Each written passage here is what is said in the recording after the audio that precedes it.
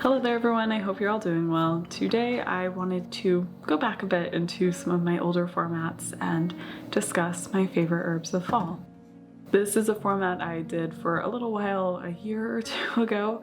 I ended up discussing my favorite herbs of spring and summer, but I never really covered fall or winter, and so I thought this is the perfect time to start that up again. Each year my favorite herbs tend to shift and change.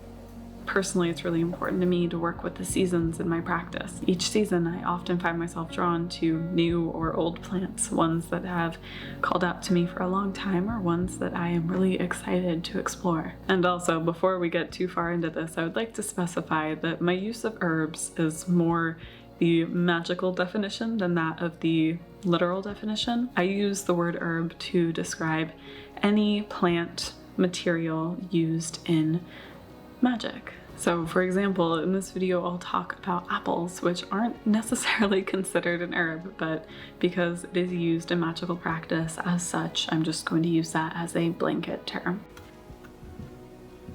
Personally, my practice as a green witch revolves heavily around herbs and what is currently in abundance around me. My practice is mainly driven by the seasons, and I also tend to find myself drawn mostly to edible and medicinal plants.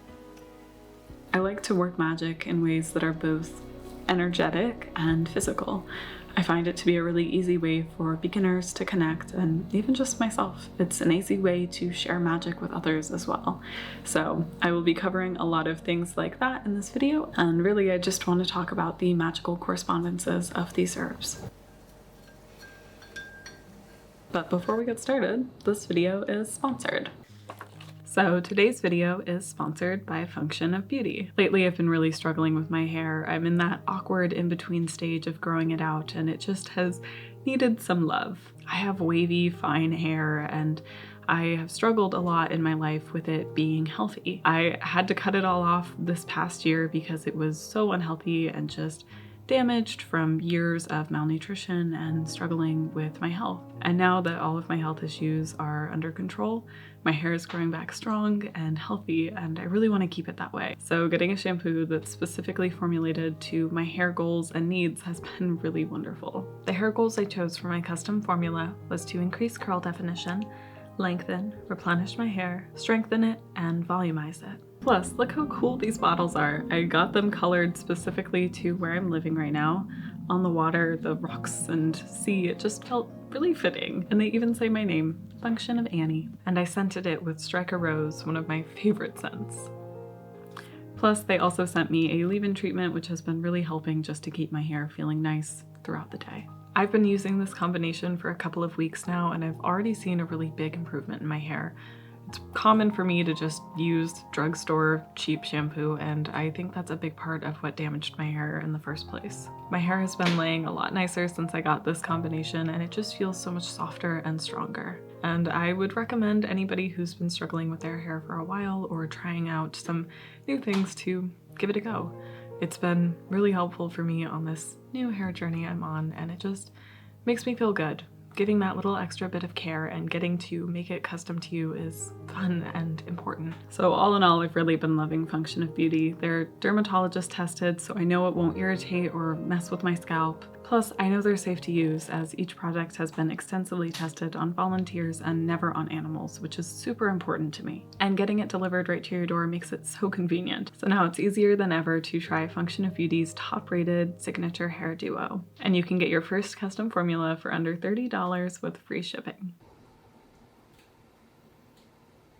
Alrighty, so in today's video I want to cover apples, chrysanthemum, and rose hips. All three are the perfect, ideal autumn, fall herbs to me. I am often drawn to them each season, and in particular chrysanthemum holds a really special place in my heart. All three are full of really powerful and potent magic, and often hold a lot of symbolism throughout cultures. There's a lot of really fascinating details that you can get into each of them if you delve deep enough, and today I'll only really be able to scratch the surface, but they're fascinating and beautiful herbs, and I encourage research further if you're interested.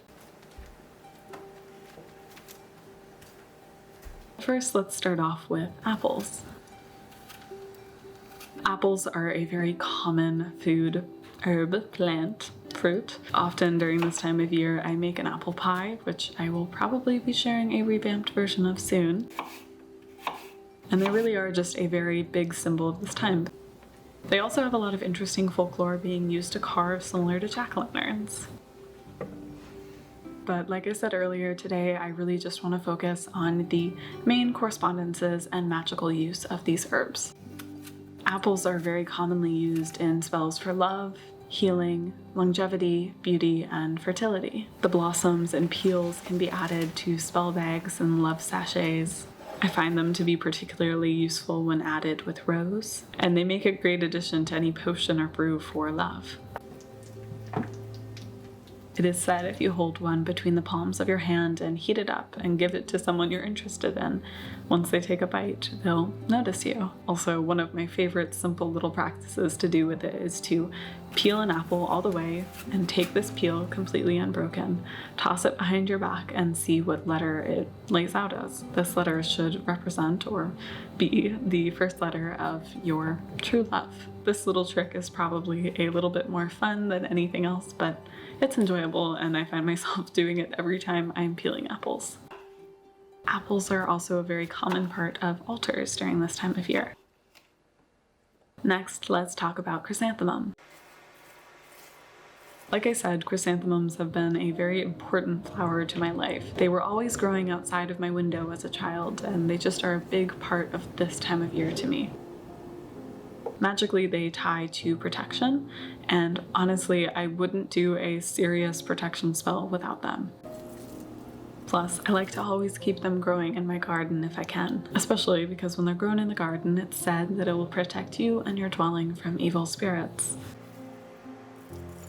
They're also another common decoration at this time, as the apples are, and the blossoms can be burned in blessing rituals, especially blessing rituals for a home. I find that using them in this way is best done when you are first entering a new space or you really need to do a big, deep cleanse.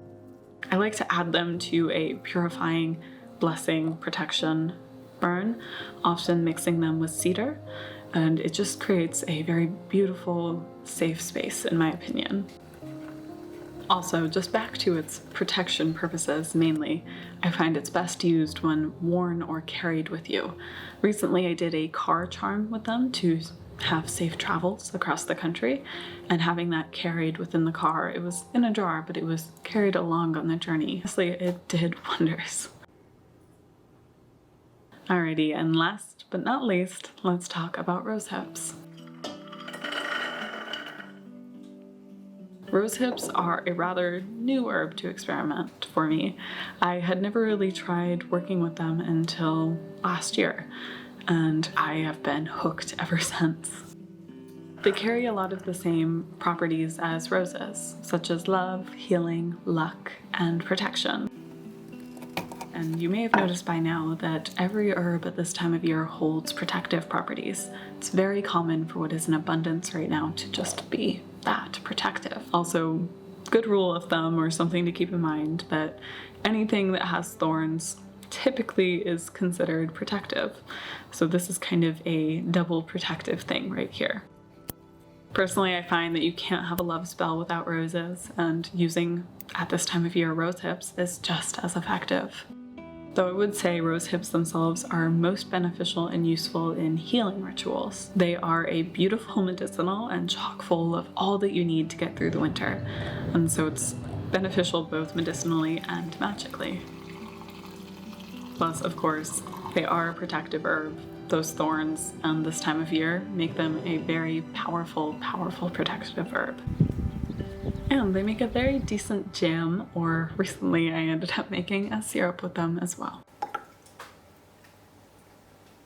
And with that, those are the 3 herbs that I have been really in love with this past season. Thank you so much for watching. I hope you're doing well, and I look forward to seeing you in the next one.